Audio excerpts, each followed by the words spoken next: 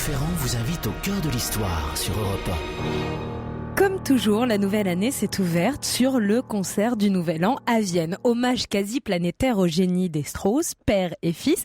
Et Franck Ferrand nous parle aujourd'hui des maîtres de la valse viennoise. Bonjour Franck. Bonjour Anissa, bonjour à tous. Vous voyez que je suis tout à fait prêt à commencer cette émission sur Vienne, sur les Strauss et sur la valse. Et je le fais d'autant plus volontiers que vient de paraître chez les Actes Sud un merveilleux petit ouvrage signé d'Alain Duhaut. Johann Strauss, le père, le fils et l'esprit de la valse. L'ami Alain est avec nous pour finir la semaine en beauté et en musique. Et tout à l'heure, Lorena Martin nous fera visiter la salle du concert du Nouvel An. Oui, le célèbre Musikverein et plusieurs autres de ces salles de concert qui émaillent le paysage viennois. Nous recevrons aussi Nicolas Caro pour partager son coup de cœur du vendredi. 1987, Herbert von Karajan dirigeait le Philharmonique de Vienne dans la salle du Musikverein pour cet extraordinaire concert du Nouvel An que personne n'a oublié. Je vous ramène quelques 150 ans en arrière, le 27 octobre 1837, quand Johann Strauss et son orchestre de 28 musiciens arrivent, non pas à Vienne, ils arrivent de Vienne, mais ils arrivent à Paris. Ils sont épuisés, ils sont partis par le train de Vienne au début du mois. Une semaine plus tôt, ils ont fait escale à Strasbourg pour 2 grands concerts. Johann Strauss est anxieux. Paris, imaginez ce qu'est Paris à l'époque, sous la monarchie de Juillet, c'est la capitale intellectuelle de l'Europe. Le public y est exigeant, notamment en matière de musique, et habitué aux grands orchestres bien plus nombreux que les 28 musiciens dont il dispose lui-même. Alors, comment celui qu'on surnomme à Vienne le Napoléon autrichien va-t-il être reçu, accueilli dans la capitale française? Quelques jours après, le 1er novembre, le gymnase dramatique, qu'on appelle aujourd'hui, nous, le théâtre du gymnase, le gymnase Maribel, est à guichet fermé pour le concert inaugural de Strauss. Le tout Paris musical est venu. Vous avez dans la même salle Meyerbeer, Halévy, Adam, Cherubini, Berlioz et Auber. N'en jetez plus.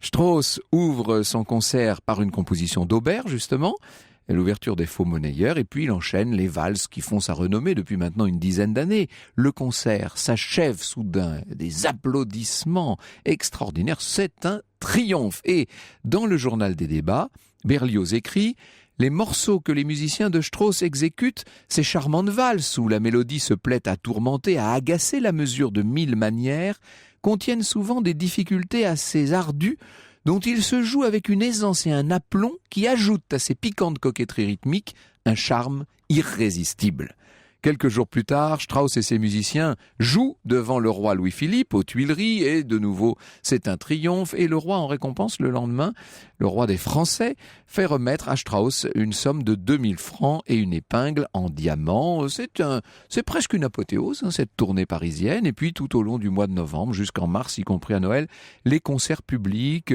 les concerts notamment dans les hôtels particuliers aussi, les concerts privés s'enchaînent. Strauss, malgré la fatigue, monte sur l'estrade, dirige son orchestre, joue lui-même du violon avec une incroyable énergie, et puis avec ce rythme si particulier, avec ce sens de la valse qui caractérise un véritable orchestre viennois. Ces 5 mois à Paris ont définitivement consacré Johann Strauss comme un des meilleurs musiciens de son temps. Il a 34 ans à l'époque, et c'est une tournée qui va l'emmener dans toute l'Europe pendant plus de 3 ans. Il a déjà joué à Berlin devant le roi de Prusse, il a joué devant le tsar Nicolas Ier qui lui a offert un porte-cigarette en or, il a joué aussi à Leipzig, à Dresde, à Prague, à Magdebourg, Cologne, Brunswick, Hambourg, etc., et Francfort et Brême et Hanovre et Aix-la-Chapelle. Il est allé en Hollande, Amsterdam, La Haye, et puis les Pays-Bas, donc Liège, Bruxelles, et à chaque fois, c'est le même enthousiasme, même si ça n'est pas toujours du goût des autorités. Partout, l'arrivée de la tournée straussienne est un événement. Partout, les yeux brillent, les corps se tordent, les désirs s'exacerbent, les bonnes âmes s'épouvantent, nous dit Alain Duhaut. Comme au début de la valse à Vienne et quasiment dans les mêmes termes, la police publie ici et là des arrêtés qui s'opposent à cette indécente et abominable façon de faire tourner les femmes. D'autant que, on le sait, cette façon de danser a pour conséquence que c'est toujours joliment dit, pour conséquence de faire voler les robes en dévoilant ce qui devrait rester caché. certains essaient d'interdire la valse au nom de l'hygiène publique, de la morale. Inutile de vous dire que c'est peine perdue. De toute façon, les Strauss ne tiennent pas en place. La tournée se poursuit dans un rythme de valse. Et ce n'est que pour l'amour de la musique, disons-le, que Strauss a entamé cette série de concerts. Pour l'amour de la musique et puis pour quelque autre raison aussi, bien entendu, puisque le musicien a besoin d'argent. Il lui en faut de l'argent, il lui en faut beaucoup. En fait, Johann Strauss, qui a épousé quelques années plus tôt Maria Anna Streim, une musicienne qui lui a donné 6 enfants et avec qui il mène une vie très confortable, Johann Strauss a une maîtresse, Émilie Trambusch. C'est une jeune modiste. Elle est, dit-on, ni jolie ni intelligente. Elle vit dans un quartier populaire de Vienne, la Kumpfgasse. Elle vit dans une maison qui ressemble plus ou moins à un taudis. Il faut imaginer cet appartement aux murs écaillés, nous dit Alain Duhaut, aux fenêtres mal jointives, qui laisse passer l'air jour et nuit aux commodités encombrées et ce bric-à-brac d'objets inutiles et sales qui souillent les pièces, ces odeurs fétides, ces vêtements jetés en vrac, cette rumeur permanente de la rue sous les fenêtres, ces fleurs fanées sur des meubles disparates. Eh bien, dites-moi, on a envie d'y être chez Émilie Trambusch. Et néanmoins, Strauss lui donne tout son amour. Elle profite de sa richesse, bien entendu. Elle a fait des achats, des robes, des bijoux, etc. Alors au début, Madame Strauss a accepté cette maîtresse qui se faisait remarquer par ses tenues extravagantes. Mais Émilie et Johann ont eu 5 enfants qu'il reconnaît. L'un va même s'appeler Johann. Et là, quand même, l'épouse légitime se dit que c'est un peu excessif et elle va demander le divorce. Strauss a donc besoin, vous l'aurez compris, de beaucoup d'argent. Après Paris, malgré la fatigue, etc., le voilà parti pour l'Angleterre en avril 38. Les musiciens commencent à râler. Eux n'ont qu'une envie, c'est de rentrer à Vienne. Strauss a été obligé de doubler leur cachet. Ça ne va pas faire ses affaires, cette histoire. Alors, à Londres, on est aussi bien reçu qu'à Paris. On joue à Buckingham Palace pour le couronnement de la reine Victoria. Victoria qui n'a que 19 ans à l'époque et qui est complètement charmée par les valses du compositeur. Ça va être l'une des grandes découvertes de sa jeunesse, si je puis dire. Et puis alors, concert à Birmingham, Southampton, Brighton, etc., etc. L'Écosse, l'Irlande, 72 concerts en 4 mois. L'orchestre est totalement, j'allais dire sur les genoux, est totalement épuisé. Et Strauss lui-même tombe malade. Il est obligé, pour soulager sa fièvre, de consommer de l'opium. À Calais, il est carrément dans le coma. Et quand il rentre à Vienne, à la fin de 1838, il arrive carrément allongé dans une voiture sur une civière, recouvert de couvertures et de paille. C'est un homme quasi mourant qu'on voit sortir de cet éprouvant voyage. Ces 4 années de tournée lui ont néanmoins permis d'échapper à tous les problèmes de cette vie sentimentale extrêmement complexe qu'il mène à Vienne. Il est devenu un homme très célèbre, son succès est immense, mais sa santé donne des signes d'inquiétude, bien entendu. C'est un homme qui a, si vous me passez l'expression, brûlé la vie par les 2 bouts. Franck Ferrand vous conte l'histoire sur Europe 1. Et c'est un après-midi musical que vous nous proposez aujourd'hui, Franck Ferrand, puisque vous nous racontez les relations entre Johann Strauss, le père, et le fils. Alors on va voir que tous les deux ont popularisé la valse, mais avant de continuer leur histoire à tous les deux, est-ce que vous pouvez nous rappeler quelles sont les origines de cette danse ? Alors là, il y a un débat sur la question. Vous savez que certains veulent absolument situer l'origine de la valse en France, en Provence. On en fait un dérivé de la volte. Il semblerait quand même plus que la valse telle que nous la connaissons vienne des danses populaires germaniques. Vous savez, ces danses allemandes à 3 temps, en Allemagne, en Autriche, qui s'opposaient, ces valses qu'on dansait dans les bals de village, aux bals de cour, bien entendu, aux menuets et à toutes ces danses de cour. Le terme de valse vient de Walzer en allemand, tout simplement. Ça veut dire tourner en cercle et ça apparaît au XVIIIe siècle. On se met à valser pas mal dans la deuxième moitié du XVIIIe siècle. Vous savez, Goethe, dans les souffrances du jeune Werther, parle d'une valse déjà. C'est 1815, c'est le congrès de Vienne qui va donner à la valse ses lettres de noblesse d'une certaine manière. Et bien sûr que les Strauss vont jouer un rôle important. Alors je dis les Strauss. Pour l'instant, nous avons Johann Strauss, le père, si vous voulez, qui lorsqu'il rentre à Vienne apprend que Anna, qui avait remarqué que les fils étaient doués pour la musique, leur a fait donner, avec la modeste pension dont elle bénéficie, elle leur a offert des leçons. Et le plus doué, c'est l'aîné, qui s'appelle justement Johann, qui a même appris d'ailleurs le violon avec un des solistes venus de l'orchestre de son père, et ça plaît pas du tout à Johann père, car il avait bien l'intention d'être dans la famille le seul et unique musicien, mais oui, et il voulait que son fils suive une carrière commerciale, etc. Et quand il découvre que son fils se destine à une carrière de musicien, il est absolument furieux. Non seulement ce fils en plus est doué pour le violon, mais visiblement, c'est mieux que ça. Visiblement, il a du talent. On raconte qu'un jour que Johann travaille un sujet à l'orgue de l'église, il se met à filer vers un fameux rythme à 3 temps. Devant les remontrances du vieux maître, il ne peut que reconnaître « Je voulais jouer une fugue, mais une valse m'a échappé des doigts ». C'est Alain Duhaut qui raconte cette anecdote. Johann Strauss père est littéralement excédé. Un jour, il surprend son fils en train de travailler son violon. Et ça se passe très mal. C'est un homme colérique, le père Johann. Et il va jusqu'à insulter son fils, le frapper. Il ordonne également à son impresario de prévenir tous les directeurs des grandes salles de bal de Vienne de ne jamais le laisser s'y produire. Il n'y aura qu'un Strauss qui fera de la musique à Vienne. Vous pensez bien que tout ça est trop tard. Le 15 octobre 1944, le fils de Johann Strauss donne son premier concert au Casino Dommeyer, qui est situé à 2 pas de Schönbrunn, la résidence d'été de l'empereur.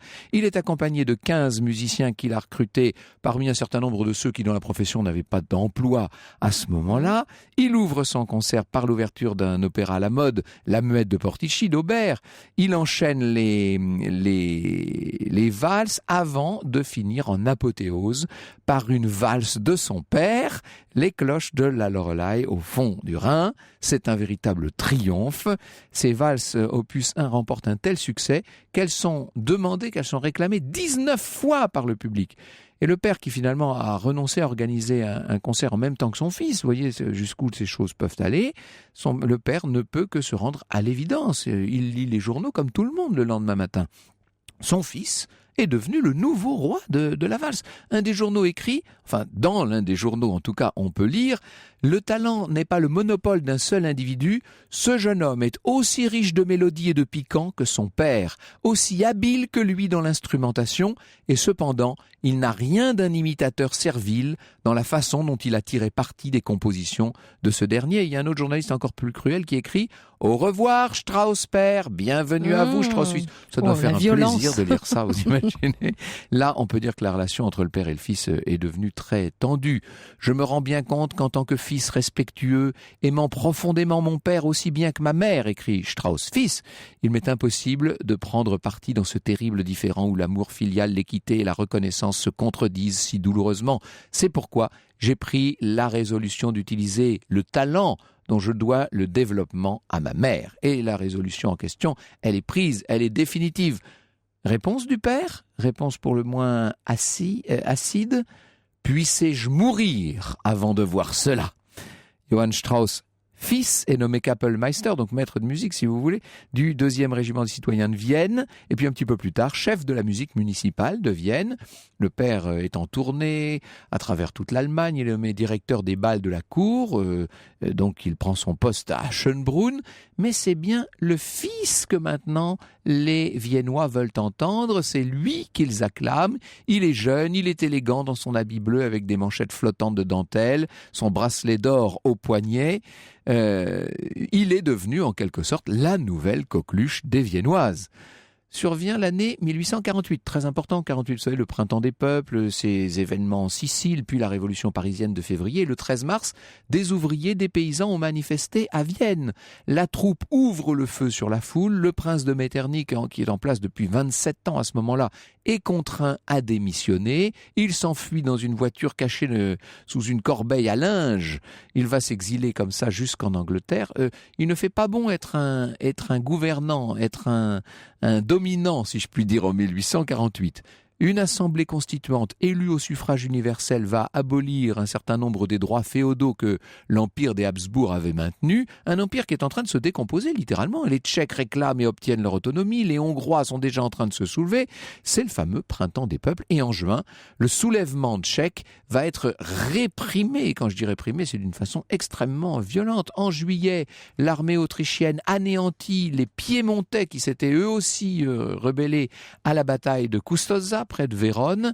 L'armée entre à Vienne le 31 octobre et Ferdinand Ier d'Autriche, là, n'a plus le choix. Il est bien obligé d'abdiquer et il va abdiquer en faveur de son neveu, vous savez, celui qui régnera pendant 6 décennies et même plus, Franz Joseph, le premier.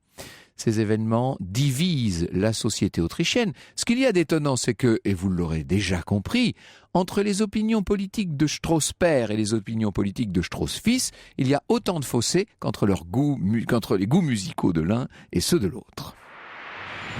Franck Ferrand vous conte l'histoire sur Europe 1. Alors, nous sommes au cœur de l'histoire des Strauss, père et fils. Nous sommes en Autriche et il y a des événements politiques qui divisent la société autrichienne, des événements qui risquent de diviser le père et le fils encore plus. Et oui, et dans cette tempête politique de 48, le fils se range aux côtés des libéraux, vous l'aurez compris, lui c'est un progressiste. Il compose la valse de la liberté, la marche des étudiants, la marche de la révolution. Bon, je n'ai même pas besoin d'aller plus loin, les titres parlent d'eux-mêmes. Et lors de l'avènement du nouvel empereur, François-Joseph, il fait jouer la Marseillaise à son orchestre. On en parlera dans un instant avec Alain Duhaut. Le père, lui, est dans l'autre camp. Il est du côté des ultra-monarchistes. Il écrit une pièce qui rend hommage au chef de l'armée autrichienne en Lombardie-Vénétie, le fameux Józef Radetzky. Vous savez, c'est cet homme qui a littéralement écrasé. Mais il en fera d'autres. Radetzky, on verra aussi la façon dont il se comporte en Hongrie. Enfin bon. Bref, la marche de Radetzky, vous la connaissez parce que c'est elle qui conclut chaque année le concert du Nouvel An. Eh bien, cette marche de Radetzky, évidemment, elle a une dimension politique, et une dimension politique assez importante. Elle vaut d'ailleurs un certain nombre de critiques à son compositeur, jusqu'en tournée où beaucoup ne pardonnent pas à Joseph Strauss père d'avoir soutenu les forces réactionnaires. Les étudiants le huent littéralement à Prague. Il n'a pas le droit de jouer à Munich la marche de Radetzky. Enfin, vous voyez, après une nouvelle escale à Londres où il est reçu à la cour par la reine Victoria, qui est absolument folle de lui et en tout cas de ses compositions, Johann Strauss père revient à Vienne. On danse donc à nouveau, nous dit Alain Duhaut. On s'enivre de crème fraîche et le rythme langoureux. Dès son retour, Johann père est accueilli en fils prodigue et peut diriger à nouveau ses valses tourbillonnantes, sans jamais accepter d'entendre celles que son fils, lui, fait résonner avec de plus en plus de succès dans les faubourgs de la ville. Vous avez le valseur de la cour et le valseur des faubourgs d'une certaine manière. Et Johann Strauss père, quand il est rentré à Vienne, s'est réinstallé chez Émilie dans le fameux taudis de la Kumpfgasse, et c'est dans l'humidité de cet appartement qu'il va contracter en septembre 49 la scarlatine, grande épidémie en 49. Il est au plus mal, il ne peut pas se rendre au palais de la Hofburg le 22 septembre pour fêter le retour d'Italie du maréchal Radetzky, justement, où il devait jouer bien sûr sa fameuse marche, et finalement, le 25 septembre, il meurt. Johann Strauss père n'avait là que 45 ans. C'est un épicier qui, en venant réclamer son dû, aurait aperçu le corps inanimé de Johann Strauss à la Kumpfgasse. Et lorsqu'Anna apprend sa mort, lorsque l'épouse légitime découvre que son mari est mort, elle dépêche aussitôt l'un de ses fils, Joseph. Il va découvrir le cadavre de son père nu sur le plancher, au milieu d'une pièce en désordre, les armoires, les tiroirs vides. Émilie a pris tout ce qu'elle pouvait et elle s'est enfuie avec ses propres enfants. L'enterrement de Johann Strauss est un grand enterrement, plus de 100 000 personnes, autant dire un cinquième de la population viennoise, est là pour accompagner son cercueil jusqu'à la Stephansdom, jusqu'à la cathédrale Saint-Étienne. Un écrivain autrichien écrit « Strauss est mort comme un chien, mais il a été enterré comme un roi ». Il aura composé 150 valses, 28 galops, 14 polkas, 19 marches, 35 quadrilles. Un grand nombre de ses œuvres sont souvent attribuées en vérité à son fils aîné, mais il y en a beaucoup qui sont de lui. Alors, Parlons-en justement de son fils aîné, qui va finalement mêler son orchestre avec celui de son défunt père. Alors lui maintenant est plus que reconnu, il va devenir riche, fêté partout. En avril 54, il est invité à diriger les musiciens de la cour pour le mariage de François-Joseph et d'Élisabeth de Wittelsbach, la future Sissi, enfin celle qu'on appelle Sissi dans sa famille. 6 ans plus tôt, il était du côté des révolutionnaires, ça ne vous aura pas échappé. Et bien là, on peut dire que c'est une entrée dans le monde de la cour. Eh oui, comme son père plusieurs années auparavant, son rythme de travail devient effréné, il dirige, il compose, valse, polka, etc. Il mène une vie sentimentale lui aussi bien agitée. Il va tomber malade. À 28 ans, il fait une sorte de dépression. Il se sent plus attiré par la composition, par la musique pure, si je puis dire, que par la direction. Il songe à donner la responsabilité de l'orchestre à l'un de ses frères, Joseph, dont je vous ai parlé tout à l'heure. Et finalement, malgré la rivalité avec son père, on peut dire que la dynastie des Strauss est maintenant définitivement installée. Et quand on dit une valse de Vienne ou une valse de Strauss, bien souvent, on ne se pose même pas la question de savoir si elle est du père ou du fils. Bonjour Alain Duhaut. Bonjour Franck. Superbe sujet. Et alors vous faites vous-même valser les phrases, il faut le dire, parce que vous êtes un écrivain, Alain Duhaut. On a parfois tendance à l'oublier devant l'homme de médias, le présentateur de grands concerts, etc. Vous êtes un poète, un écrivain, et vous avez adapté, si je puis dire, votre langue au rythme des Strauss, ce qui nous donne un récit tout en finesse et en mouvement. Beaucoup de mouvement dans ces deux vies, en vérité. Bien sûr, mais j'ai effectivement eu envie de faire chalouper la langue, parce que c'est quand même quelque chose qui est une ivresse extraordinaire que cette musique des Strauss. Et vous avez parlé justement de Johann Strauss le père et Johann Strauss le fils. Il y a aussi Joseph Strauss et Eduard Strauss, puisque c'est vraiment une sorte de PME Strauss qui a traversé le siècle et qui a éclairé complètement ce 19e siècle viennois. Quand vous dites traverser le siècle, c'est même physiquement pour ce qui est du père et du fils dont nous venons de parler, puisqu'il y en a un qui naît au tout début du siècle 1804 et l'autre qui meurt à la toute fin. 1899. Voilà, c'est vraiment un siècle de musique à Vienne. Un siècle de valse viennoise avec les Strauss. Nous allons revenir sur un certain nombre des aspects de ces vies tourmentées néanmoins. C'est le moins qu'on puisse dire. Des vies bien agitées. Europe 1, au cœur de l'histoire. Franck Ferrand. Et cet après-midi, nous sommes au cœur de l'histoire de la valse, au cœur de l'histoire de Johann Strauss, père et fils. Nous allons en savoir plus avec votre invité. Franck, vous recevez Alain Duhaut. Il est romancier, musicologue, animateur de télévision, de radio et poète. Et vous pouvez le lire dans Johann Strauss, le père, le fils et l'esprit de la valse, paru chez Actes Sud. Alors, nous reviendrons tout à l'heure un peu sur la vie de Johann Strauss père et sur notamment sa vie sentimentale pour le moins complexe. Mais continuons, si je puis dire, aux côtés de Johann Strauss fils, qui n'est pas un homme de spectacle et qui préfère écrire, lui, en vérité. C'est exactement ça la différence. C'est que Johann Strauss père, c'était vraiment un showman. C'est ça. Et en fait, il a vécu toute sa vie justement pour mener le show. Tandis que Johann Strauss fils, il est obligé au début. Il ne faut pas oublier qu'il est l'instrument de la vengeance de la mère. Pourquoi la mère l'a poussé? C'est justement pour se venger. Pour faire un concurrent à son père. Voilà. Et elle l'a poussé ainsi à faire ce qu'il faisait, c'est-à-dire à diriger, à composer des valses et des polkas et des marches, et à les diriger dans tous les lieux de la ville, dont le fameux Sperl, ou dans ces grands lieux où on donnait la valse. Quand je dis des grands lieux, il faut imaginer que c'était des lieux où il y avait 3000, 4000, jusqu'à 5000 personnes. Donc c'était immense. Extraordinaire. Et des arènes musicales. Il a joué le jeu au début, et puis, comme l'hérédité était là, il a eu aussi une vie sentimentale particulièrement agitée, c'est-à-dire qu'on disait, et il disait lui-même, qu'il ne savait pas forcément le prénom de la jeune femme qu'il ramenait la nuit, et il était sûr de l'avoir oublié au petit matin. Donc tout cela l'a fatigué, et il a fait ce qu'on appellerait aujourd'hui un burn-out. Et tout d'un coup, il ne pouvait plus diriger. Et il était donc très satisfait, parce que, comme vous le dites bien, Franck, ce qu'il aimait, c'est composer.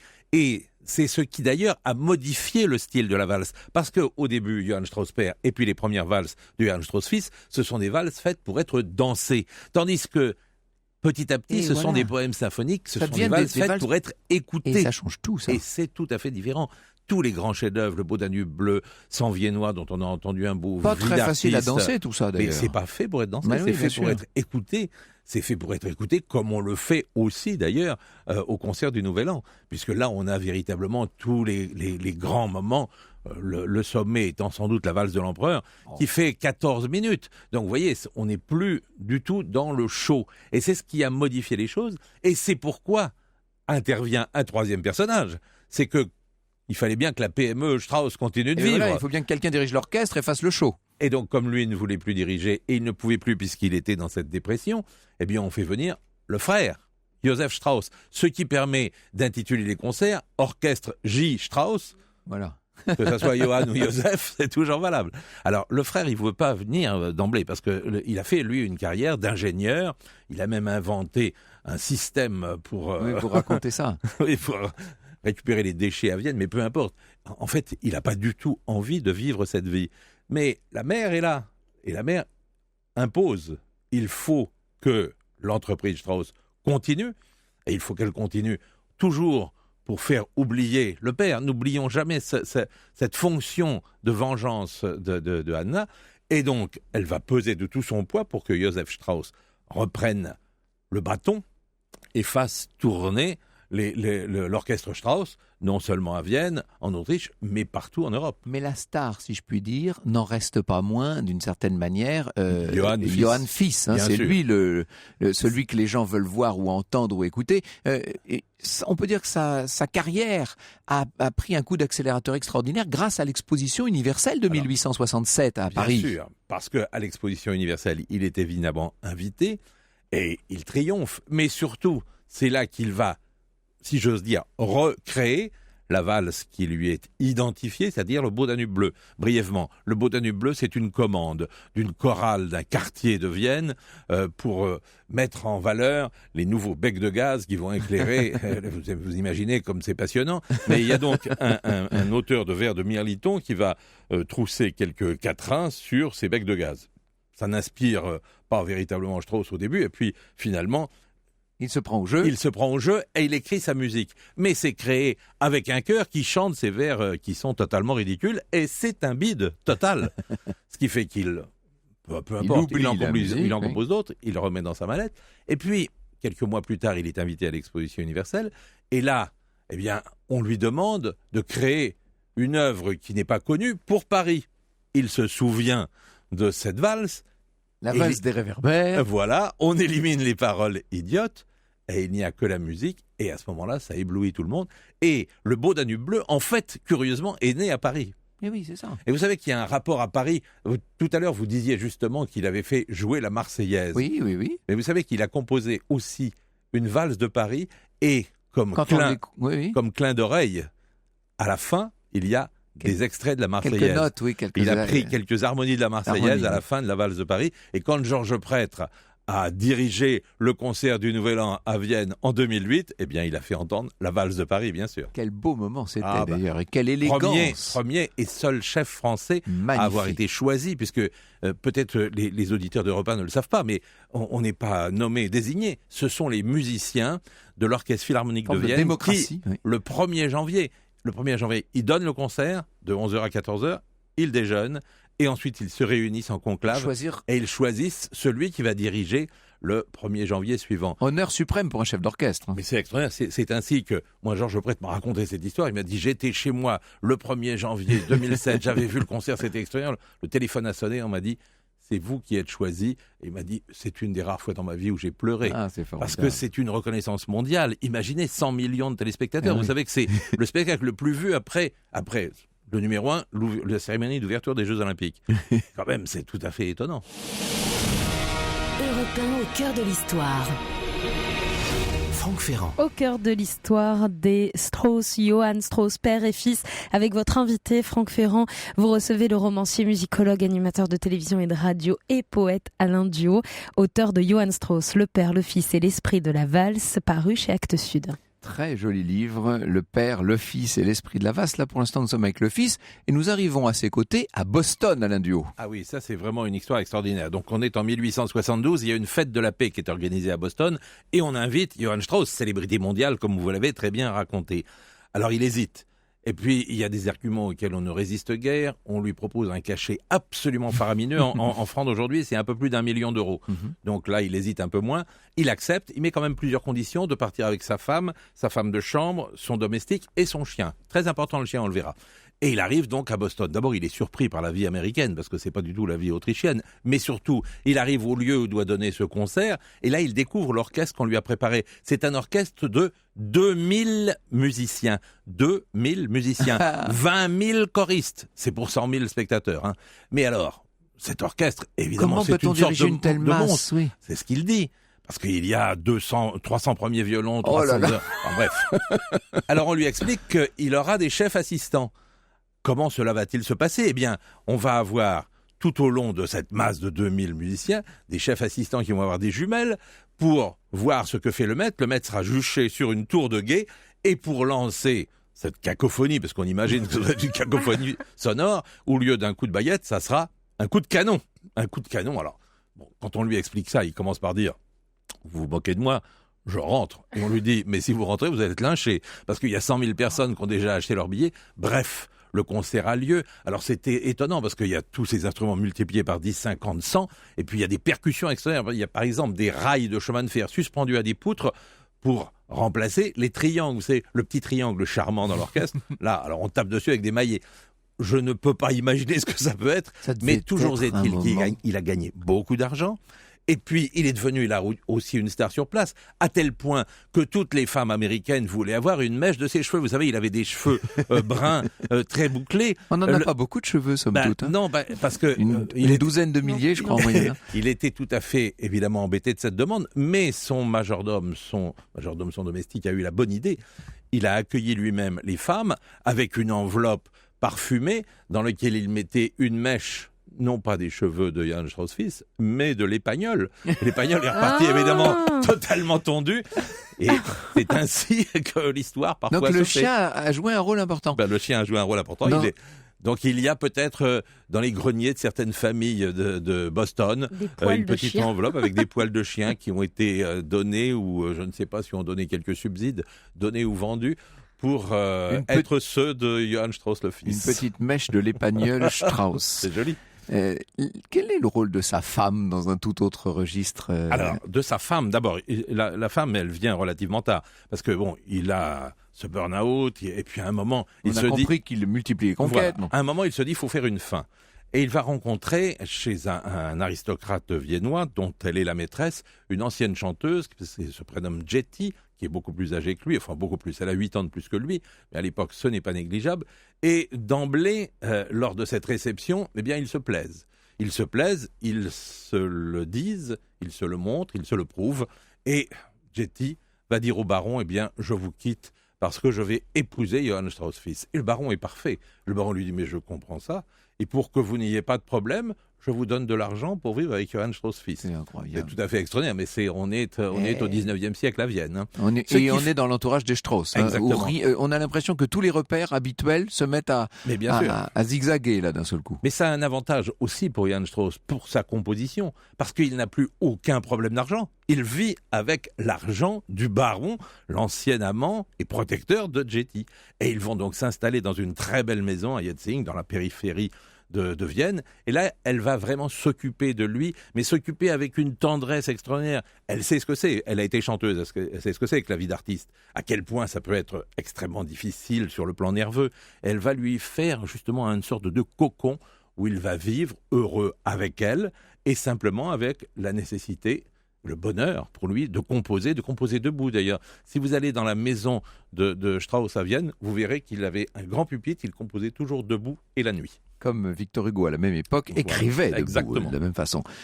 Celui qui avait été admiré de Wagner, écrivez-vous, qui avait été l'ami de Brahms et de Bruckner, qui serait transcrit par Berg, Webern, Schönberg, qui serait adulé par Ravel, révélé par Mahler, salué par Richard Strauss, estimé par Honegger, allait bien sûr subir les avanies condescendantes des snobs. Tant pis pour eux, voilà leur compte réglé en une phrase et vous avez raison.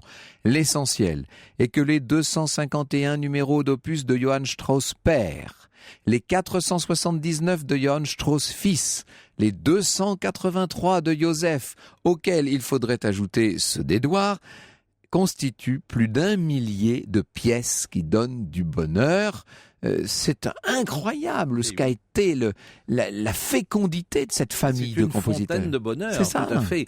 Mais vous aviez raison de souligner tous ces grands compositeurs qui ont admiré Strauss. Vous savez, il y a une lettre de Wagner où il dit Johann Strauss a la tête la plus musicale de notre époque.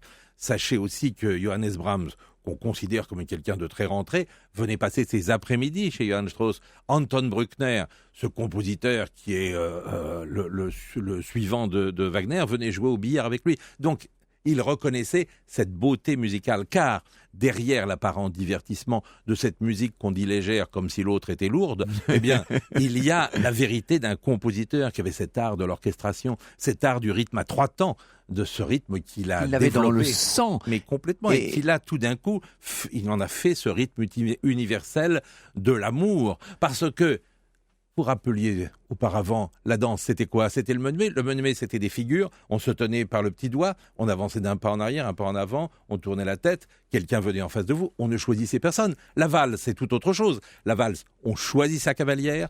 On la serre contre soi. Et de manière individualiste, on traverse tout l'espace de la danse pour l'enivrer de ce mouvement. Eh bien, là, on comprend ce que le rôle du désir joue dans cette Vienne où va naître un certain Sigmund Freud qui va raconter, au fond, scientifiquement, ce qui s'est vécu qui déjà était à l'œuvre. Voilà. Mais oui. Et vous réconciliez d'une certaine manière le fils et le père dans tout cela. On n'a pas, alors, du coup, je suis passé directement à la vie le seul que je n'aime pas, c'est Edouard Strauss. Oui. Edouard Strauss, le deuxième frère, qui était aigri parce qu'il savait qu'il n'était pas l'équivalent de son frère, et qui, à la mort de son frère, est allé dans sa villa et a brûlé toutes ses partitions. C'est vraiment pas terrible. Non, pas bien. Johann Strauss, le père, le fils et l'esprit de la valse. On peut dire que c'est notre coup de cœur à nous. C'est cet ouvrage d'Alain Duhaut, extrêmement enlevé, vous l'aurez compris, sur des personnalités bien mal servies par la postérité, alors qu'on continue d'écouter chaque jour dans le monde entier les valses de Vienne et les valses des Strauss.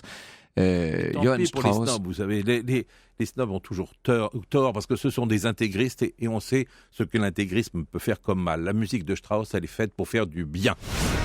Europe 1, au cœur de l'histoire. Franck Ferrand. Et depuis 14h, nous sommes au cœur de l'histoire des Strauss, père et fils.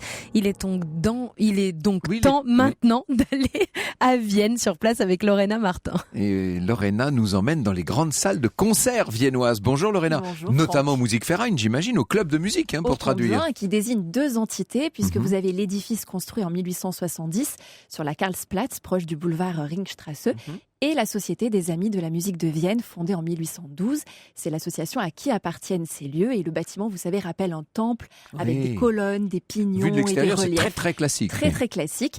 Et de la Musique Verein Salle, on connaît surtout la mythique salle dorée où se déroule le concert du Nouvel An de l'Orchestre Philharmonique de Vienne chaque année. Beaucoup de fleurs le jour du 1er de l'an, oui. Ouais, et il fait partie des concerts les plus célèbres au monde, retransmis à la télévision dans beaucoup de pays, dans 90 pays. Et il faut bien l'admettre, c'est une chance de pouvoir y assister, car les billets sont tirés au sort, vu la très grande demande.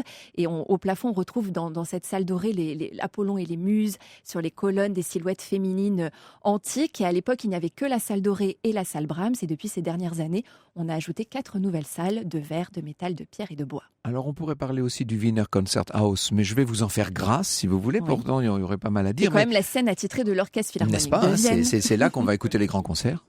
Oui, c'est exactement en style Art Nouveau, nous dit Alain Duhaut, dont le micro a été un peu prématurément coupé.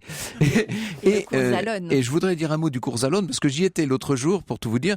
Et alors, un petit orchestre de 28 musiciens, justement, mais alors qui vous entraîne dans l'âme même de ce qu'est la valse viennoise. C'est un lieu où l'on peut dîner gastronomiquement et profiter d'un concert classique pendant près de 2 heures. Et c'est un bâtiment de style Renaissance, italienne, 4 salles de bal sur 2 étages. Et c'est là que Johann Strauss, fils, donna son premier concert le 15 octobre 1868.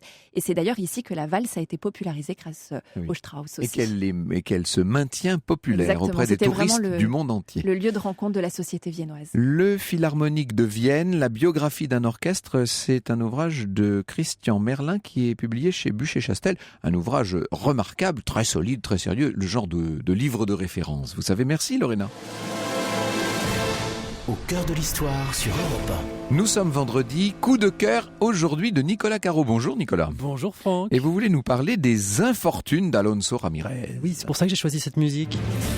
Pirate des C'est Caraïbes. pirate Ben ça, oui, mais exactement. voilà. Et je vous vois bien capitaine de vaisseau pirate, Franck. Je ferai Ah votre oui, non, second, si moi vous pas voulez. trop. Oui. Alors là, c'est l'histoire vraie. Ça s'appelle Les Infortunes, donc d'Alonso Ramirez chez Anacarsis. C'est l'histoire vraie d'un homme de la fin du XVIIe siècle. Capturé par les pirates, le livre s'ouvre sur ces mots et je trouve ça donne bien le ton. Je veux que l'esprit curieux qui lirait ceci prit plaisir quelques heures au récit de ce qui pour moi fut cause de tribulations mortelles durant ces années. Cet Alonso Ramirez, c'est un portoricain. Son On est père est déjà dans le charpentier de conte, marine. là, en fait. Voilà. Et il sera charpentier de marine aussi, bien sûr. Il veut bien Alonso, pourquoi pas. Mais à condition de gagner quand même un peu plus que ce qu'on lui propose parce que là, c'est vraiment la misère. Alors il décide de partir. Il se fait engager comme mousse à 13 ans. Direction La Havane pour vendre son talent, mais pas de chance, c'est pire que chez son père. Il reprend la mer, il finit par se fixer à Mexico où il se marie, il est très amoureux, en plus c'est une très belle jeune fille, de bonne famille, mais bon, elle meurt en couche un an plus tard. Là, ça va pas du tout Alonso, en plus il ne trouve pas de travail, je désespérais de pouvoir améliorer ma vie, dit-il. Et me trouvant devant le tribunal de ma conscience, non seulement en accusé, mais encore convaincu de n'être bon à rien, je crus judicieux de m'infliger en châtiment de ce délit la peine que l'on réserve à Mexico aux délinquants qui est de s'exiler aux Philippines. Alors il part encore, et finalement il va partir tout le temps. Il continue ses voyages, il parcourt les mers, mais un jour de 1687, sa frégate est attaquée par des pirates anglais, et le voilà prisonnier. Il va donc se retrouver sur ce vaisseau pirate, il va faire le tour du monde, spectateur impuissant face aux atrocités des pirates, bien sûr. Un jour, 2 de ses compagnons transgressent la règle, ils ne devaient pas parler aux commerçants avec qui les pirates traitaient, ils ont transgressé la règle, et bien 600 coups de fouet, ils meurent tous les deux. Ah oui, si c'est un coup de fouet, on terrible. survit rarement. Voilà. Hein. Alors la suite, vous lirez, je vais pas tout vous raconter quand même, Non. mais c'est un récit fascinant, très bien écrit, surtout la Ça question... s'appelle donc, pardon Ça s'appelle Les Infortunes d'Alonso Ramirez. Surtout la question c'est, est-ce que tout est vrai ? Eh ben oui, parce qu'on a longtemps cru, il a été retrouvé en 1902 ce récit, et on pensait que c'était une fable, que ça avait été inventé pour mettre un coup aux Anglais de la part des Espagnols, pour montrer à quel point ils sont cruels. Et en fait, là, dans ce livre, Fabio Lopez Lazaro, l'auteur, a fait toute une enquête, et il a prouvé que tout était vrai, avec quelques petits mensonges pour mettre en valeur le héros, bien sûr. Mais c'est encore plus captivant comme ça. Merci beaucoup Nicolas. On sent que ça vous a complètement Ah, mais c'est transporté très, très cette bien. histoire de pirate. Au cœur de l'histoire sur Europe 1.